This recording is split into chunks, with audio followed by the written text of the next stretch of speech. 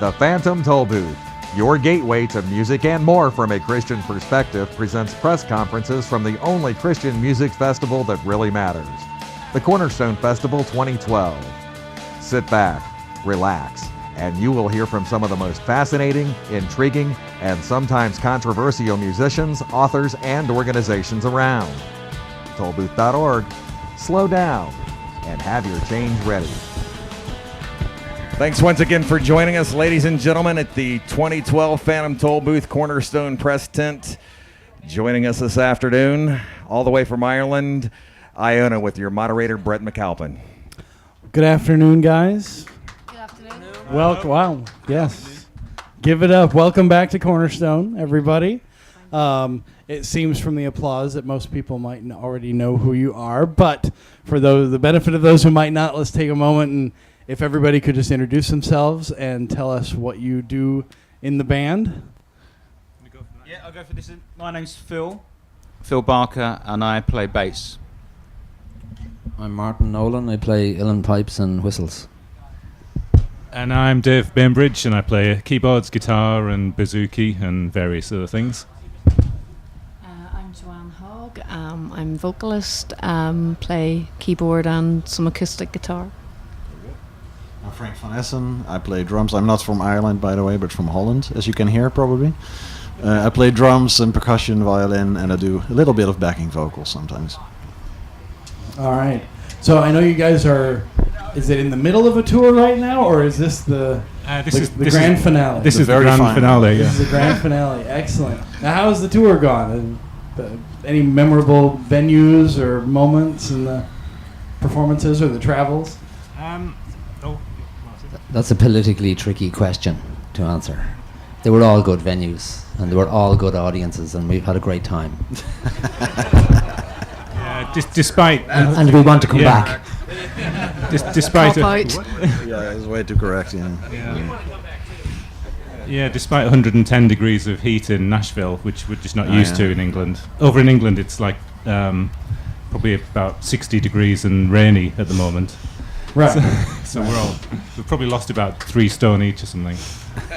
I think we're all feeling a little bit of that. So, coming back to Cornerstone, this is the I can't remember off the top of my head. How many? 4? Fifth time. When was the first one? It was back in 1994. Okay. Yeah, we came. That was the first time we played in America, and we just had 2 gigs, Cornerstone on the gallery stage, and I think Creation Festival. But we arrived over that day, and had jet lag and everything, and then had to play at I think 12 or 1 o'clock in the morning, which is like equivalent to 6 or 7 in the morning, having had no sleep. So it was all a bit of a blur, but it was a brilliant gig. Good. What were your first impressions when you got to Cornerstone Festival? That first performance. What do you remember? I actually have no recollection of it at all. But I don't either because I wasn't there. So. This was before I had children, and a lot of stuff that I did before that, I actually just don't remember it anymore. I don't know if that's good or bad, but I just, the first Cornerstone I remember was the main stage one, and it was the 4th of July that we played. And I remember that because there were some funny things happened with that particular concert. And we had fireworks at the end, so I remember that one. And I remember 2 years ago. But the others are kind of a bit vague. So you can ask Dave about that one. No, that was brilliant. I think it was 96 or 97 when we played the main stage, and because it was July the 4th, Troy who played the pipes at the time, and I thought we'd do a rendition of Star Spangled Banner, obviously, and it was brilliant because just as we finished, all these fireworks went off, so it couldn't have been timed any better. It was a really amazing moment. Exactly. That's what the fireworks are all about here. We want to make it part of the performance.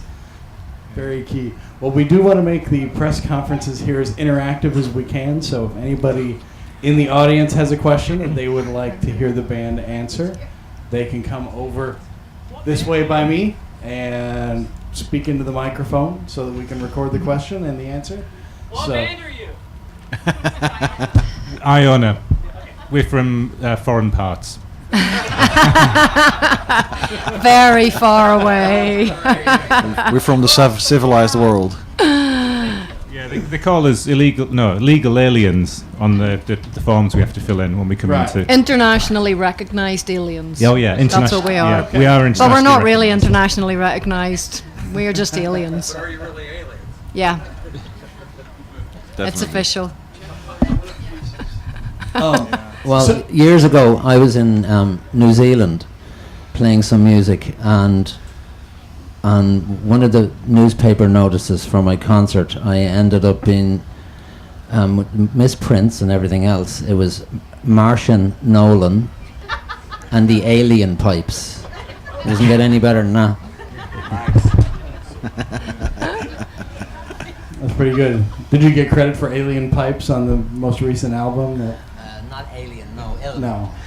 Okay. That's too bad. So I wanted to get you guys' perspective from the kinds of festivals that you've gotten to play in the UK and other parts of Europe. What are some of the differences that you see when you've been over to the States? And festivals are Cornerstone's been around for a while, but festivals have only just started springing up everywhere in the last about 10 years. And I kind of wanted to hear some of you guys' thoughts on the festival culture in the two different places, how it's different, and what you guys have experienced. Yeah, I mean we played a festival in England a few weeks ago, and we played in the tea tent, and it was just really civilized people sitting around tables drinking tea and with their children while we played. But at the other extreme, we played a festival in Belgium a few years ago called the Night of the Trolls. Oh, yeah, that was And it was interesting. like a sort of pagan festival, so it was great that we were there. And the band on before us had tattoos all over their faces, and They had a mock decapitated head Oh yeah. Oh yes. on yes. on a spike on stage. The trolls had, yeah. That was Remember kind that. of the weird. vibe of that particular But they were lovely festival. people, actually. Yeah, It was great. It was Yeah. really good. they weren't really that kind of serious about it. But it was brilliant because people just took in the music, and it was like some of the people who put their names on the mailing list were like Satanists and things after that. But it was great that the band got to play in those circumstances and shared God's presence through what we do. Are those situations you find yourselves in on a sort of regular basis? With you might ask yourself, how did we get here? No, it just happens occasionally. I mean, we play all kinds of different places, but that was quite exceptional. Although we did do another. Remember the Classic Rock Society we played at once, and the promoter of that, it was the first time we played there, and he knew we were Christians, and thought it'd be great to pair us with a pagan band. So the band that went on before us had all these rituals going on stage, and it was really heavy, but it was amazing when we came on, and the whole atmosphere, you could feel it change. It was brilliant. So. And do you find those situations happening much when you've toured the States at all? Do you find yourself in kind of one of those things? No, we haven't one of these really things been doesn't in- belong here? No, Not yet. not yet. Not yet. You're still young. Yeah, we've still got a few years left in And this us. is really the only festival we do this year, isn't it? Yeah. In the States, so. Yeah, it's this is the hottest festival we've ever played Yes, at. yeah. Never experienced heat like this ever at any other festival in the whole world. Well, if it's any consolation, neither have we. That is a consolation. we played at Greenbelt Festival in England a few times, and usually it gets like that rained off or something, and Wet and muddy. Yes, once I was on the main stage there, and it poured down so much that everything was cancelled and transferred to another tent. Yeah. So Although 2 years ago, here was much cooler. Because I remember we played at midnight, and when we'd finished, I was really cold. I was like looking for a blanket to get warm because it was a really chilly night. So this is exceptional. Yeah. When that show 2 years ago, you mentioned driving by all the cornfields. You've never seen many cornfields. Yeah. What do you find more interesting about traveling in the U.S.? Is it the rural areas, the cornfields, the small towns, or is it the bigger cities? It's just all interesting. Yeah, we kind of haven't. Yeah, we haven't really. We've just been skirting around the cities. We've just kind of seen them from a bit more of a distance, like, you know, from the bridges and stuff. You know, I love seeing all the different skylines here. Yeah, the rural scene is just. I kind of just look and it just amazes me because Northern Ireland is such a small place, and there's a lot of farming in Northern Ireland, and I live in the middle of, you know, rural farmland, but it's like, in comparison, the fields would fit into most people's gardens. Here, you drive past fields here, and it's like, it just goes on for miles and miles. I just commented today on the way here, I said, it's just incredibly vast areas of corn. Maybe they don't use it for food. Incredible. I mean, speaking of vast, you have a vast repertoire, and I imagine you're out. I'm a little out of practice with your history, and I'm not quite up to date. So we would like to hear about your current projects, and then I'd also like to know how such accomplished adults manage to stay together for so long and make this beautiful music. Well, the most recent project for us has been a double CD called Another Realm, and really we've been working on the kind of compiling that over really a period of about 3 years, and we had so much material by then that we couldn't condense it into one CD, so we just kind of went for the double. And even since we completed it, the whole subject of the realm, the heavenly realms and the kingdom of heaven is so vast that, you know, there's got to be more. There's got to be more on that same theme. What else have... Keeping us together. What keeps us together? I think probably what keeps us together as a band is that we don't spend that much time together. We live very far apart. We all live in different countries, and we kind of have our family lives and our own church communities, and we get together to go on the road and do some concerts, and we have a great time together, and then we all go back to our other kind of lives, and so yeah, and yeah, also because we're not really reliant on Iona for our living, because we all do other things as well. I think it keeps it fresh in a way. It's not something we have to do, but it's something we love to do, and I think we'll keep going as long as we feel there's like fresh music and ideas still to explore, and at this stage there definitely is. So yeah. What? Hi, first of all, I want to say I really enjoy your music. So I think I was here in '97 when you played the Star Spangled Banner, so that was really cool. Appreciate that. Just wondered if you could each talk real quick, one about how you got involved in your particular instrument, and any influences you had. You play a genre of music I really enjoy, so just was kind of curious about that. Thanks. Should go from. Yeah. Well, I kind of got into the. If you're wondering how I got into the band, it was kind of by accident, really.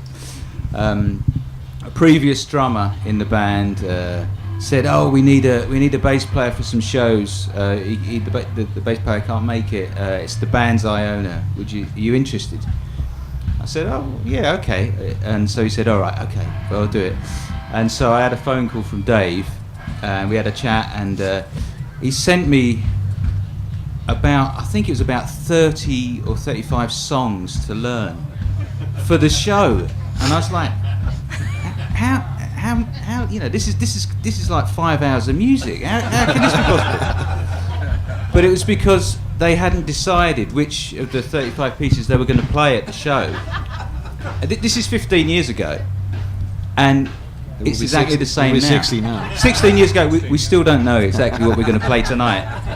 Until probably 5 minutes before we go on, we're all decided. But I think what helps the band stay together is there's not really like a focused leader.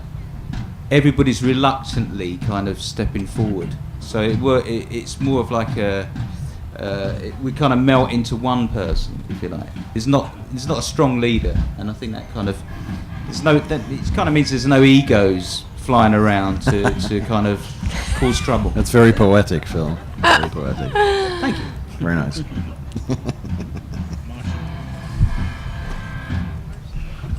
I think I'm too old for this music that I'm hearing in the background. Is that music you're hearing? I'm not hearing music. I'm not hearing music, but... Yeah, I come from... My musical background is traditional Irish music. Mostly dance music and stuff like that. And I have a similar kind of story to Phil. I got a phone call from Dave one day wanting to know could I deputise a couple of gigs for Troy.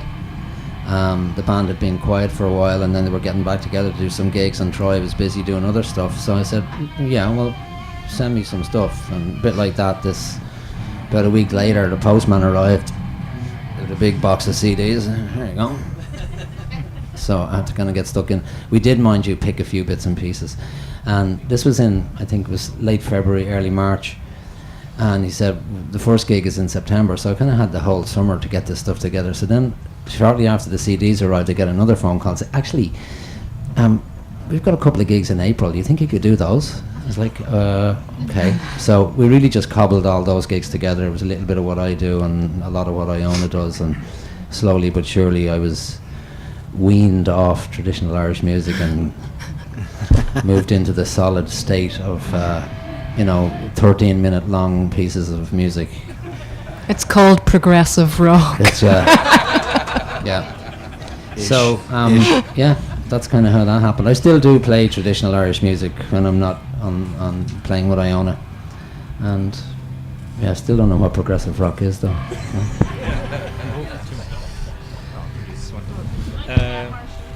What was the question again? Oh yeah. Well, I come from a really musical family. My mum played the accordion, and any of you around in the 1940s would have seen her on the cover of this magazine called Accordion Weekly. She was sort of quite famous in her day in England. And then she had a band with the rest of my family. My dad played the banjo and the guitar. So it was sort of inevitable that I learned to play something, because I wasn't very good at anything else anyway. So when I was about 15, after listening to like Led Zeppelin and Jimi Hendrix and Deep Purple and Yes and all those bands, I felt that that's really what I wanted to do, become a musician. And then sort of when I left, I went to music college and left in the early 80s and formed a progressive rock band, but at the time no one was listening to that kind of music at all. It was all electro pop and stuff. So we rehearsed for a year and didn't do any gigs and disbanded, which is a bit unfortunate. And then I did other things, but that kind of music, it was actually sort of a blueprint for what came later in Iona, because I had female vocals and long songs with vocal sections and instrumental stuff. And then really it was when I met Joe and Dave Fitzgerald, who was the original woodwind player in the band, that all came together, and it was obvious that Joe was the right vocalist and instrumentalist to work with. So Iona really is I think an amalgamation of all our different influences, from rock to folk to singer-songwriters and classical music and everything. Well, I actually think, Dave, you must have been really, really good at mathematics as well, but you just didn't know it, because a lot of what Dave does is very mathematical. I'm very good at Sudoku, actually. Mathematical. Yeah, See? Makes sense. Lead Sudoku, Dave.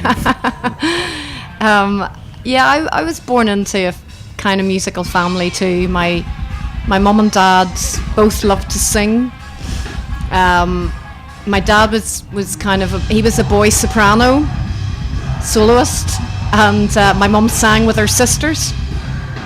And I loved just singing and playing the piano, making up things from I was really small, before I kind of formally learned music and to read music. And so I just kind of grew up liking to sing. I think probably influences for me in my teens and 20s, I liked singer-songwriters, and I listened a lot to Sting and also the Eurythmics, Annie Lennox and that. I think possibly the Sting style songwriting was kind of influenced me a little bit in that I tend to write songs in kind of more uncommon time signatures than just straight 4/4 and that. So I think probably that did influence me, and I still love to listen to those vocalists. But I didn't have a particularly Celtic influence growing up, or traditional Irish music. I grew up in the kind of Protestant loyalist culture, which was more British really than Irish, and I didn't really begin to kind of discover traditional music and love it until I was in my student years, and I began to just kind of connect with those sounds. When I first heard uilleann pipes and low whistle, I just loved it.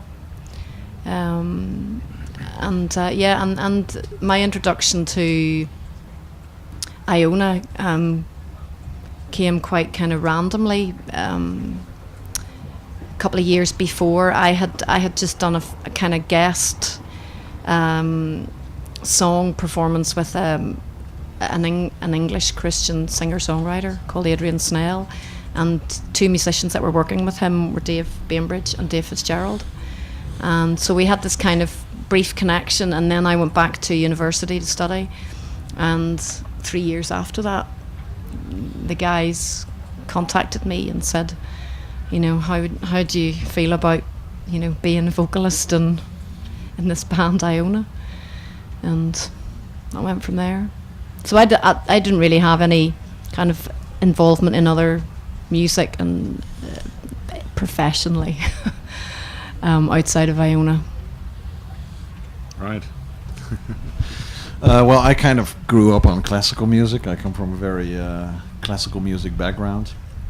But I remember my mom saying when she had me, she was praying and she said, God, just give me a child that's really different from all the others. So You certainly did so that. you know, what's that? You certainly did that. Oh, he certainly did that. Yeah, he did that. Yeah, at least that's what she would be saying. But so my brother was a classical violinist, and my father was a classical pianist. My mother as well. But and I started off on violin, and I kind of liked it, and I had a very good teacher in the beginning. I was very talented, so he said, but I didn't really enjoy it too much to play classical music. So then puberty happens, and I saw a drum kit, and I thought, well, this is kind of cool. So that's what I started to do, and they always had to drag me to violin lessons, but playing the drums was kind of a big passion for me. So that's what I started to do. But I always, I kept playing violin because I knew somehow it would come in handy someday. So. But over the years, that just progressed, and I started to really study very hard on the drums. And it was kind of funny because my dad would be playing piano downstairs, and my brother would be playing violin on the first floor, and I was playing drums on the second floor. And so it was kind of a mess at home, but it was a nice mess. And then at a certain point, I was playing with Adrian Snell as well, which is kind of a common denominator between us. And Dave and I did The Passion together, which is a beautiful musical project that Adrian Snell wrote. And this was I was 20, I think, 21, I don't know. I was very young, just a puppy. And Dave gave me an Iona CD, I remember that, the first one. And I was listening to it, I really loved it. So so after a while, when it became apparent that Turl had some other things to do, Dave asked me if I could join. And I did that for about a year and a half. I remember first time I did some recording. I went over to England to record a Book of Kells. So I played some percussion on that and violins. And I thought this is great. So yeah, that's kind of how I got involved in the band. And then I had a 6-year period that I didn't play with Iona because I had other work priorities and stuff. And in '98 I rejoined, so that's like 14 years ago now, and I'm still here. So, yeah. Good to have you back for 14 years. All right. Well, I think We're fine. we're fine. Okay. I was wondering, you've mentioned that Iona is, it's one of many musical pursuits that you guys all have. Are there any projects that any of you are involved in that you're really excited about that you'd like to take the opportunity to tell other people about? Yeah, but you're so. I'm just working on a solo album at the moment, which would be my second. The first one was Vale of Gossamer, which came out 2004, and this is a follow-up to that. So yeah, again, like the first album, it'll feature lots of guests, soloists, most of Iona plus other people. So that should be out by the end of the year, hopefully. And you, Yeah, Brian? and me and my wife, we've just released our first album in English. We did some Dutch stuff, but that wouldn't be very interesting to you guys. But the English one is really, really beautiful. It's called We Belong to the Day, and it also features Dave and Phil and Troy, our former piper, and it's just a beautiful album. So, Have copies here. and we have copies here, of course. Very good. So how, with, you guys are kind of a far-flung band with members all over the place. How does the creation of new music happen with people spread all over the continent and beyond? Sometimes it's remotely via the internet, just sending stuff to each other, and then we just get together every so often if it looks like there's tracks that we need to work on together, and that's usually at maybe Joe's house in Ireland or Frank's in Holland or my place in England. And sometimes we try and combine, like if we've got a tour in England, we'll maybe get together a day or two before to rehearse in England, or the same if we've got a tour in Holland, we'll get together in Holland. So it's all a bit ad hoc, just get together when we can. But I think that as soon as we get together, even if we just start jamming, music just starts to happen really quickly. It's not a lengthy process. There's ideas coming forth all the time. Even when we're sound checking, Joe quite often just starts up something on the piano and we just all join in. So, it's just a case of kind of keeping track of those ideas, for the future to record. But it's not a difficult process. Yeah. Dan? I kind of hesitate to ask this question for fear you might throw things at me, but how much of an influence do you suppose you might have been on Van Morrison? It's Van Morrison. Of an influence on him. Probably Never actually met him, 0%. so I don't know. I don't know if he's got any of our CDs, so he's probably never heard of us. So we heard of a couple of side projects that you guys are excited about that are coming out. Long-term Iona plans, future albums, tours. What do you see on the horizon? We don't have anything definite. I mean, Joe's been writing one or two bits and pieces, so I'm sure there'll be another album at some point. But we don't tend to really plan very much. We know we'll be coming back to America, hopefully within the next year or two, because it's been brilliant there was a huge gap when we didn't come for about 10 years or something. Joe was having kids and stuff. Then we came 2 years ago, and it was just incredible to meet a lot of the fans who've been waiting years and years to see us live. I felt a bit guilty about that, really. No, but it, just the enthusiasm and the passion, and it was really humbling for us. And it's been the same on this tour. It's just been amazing meeting people who are so passionate about the band.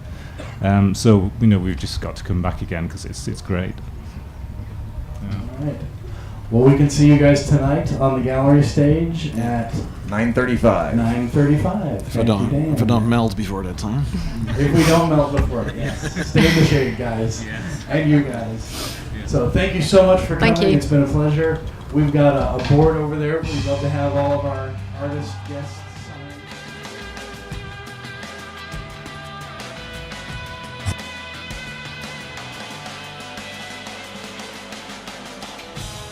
Thanks for stopping by the Phantom Toll Booth on YouTube. Before you go, make sure you visit our website and browse around our album, movie, concert, and book reviews, the latest music news, and our extensive archives dating back 16 years. Bookmark our site, check out our videos and news feed. Make room for that shadowy structure on your journey ahead. Tollbooth.org, slow down, and have your change ready.